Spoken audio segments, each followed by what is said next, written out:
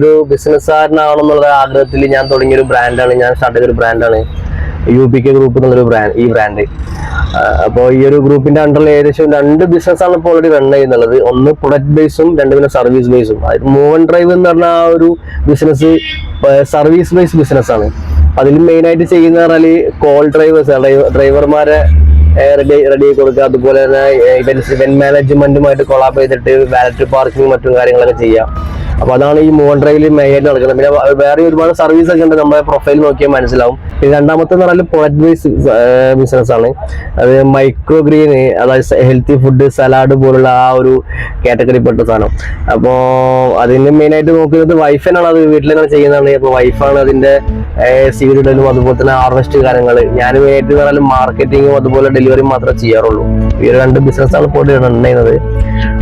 അപ്പം മെയിനായിട്ട് ഇപ്പം ഈ നമ്മൾ മൂവ് ആൻഡ് ഡ്രൈവ് എന്ന് പറഞ്ഞാൽ ഡ്രൈവിങ്ങിന് താല്പര്യമുള്ളതാണ്. ഈ നമ്മൾ ആ യുണീക്കായിട്ട് എന്തെങ്കിലും ചെയ്യാന്നുള്ളൊരു ഐഡിയയിൽ നമ്മൾ ഫസ്റ്റ് സ്റ്റാർട്ട് ചെയ്തിട്ടുള്ള ഒരു ബിസിനസ് ആയിരുന്നു മൂവ് ആൻഡ് ഡ്രൈവ്.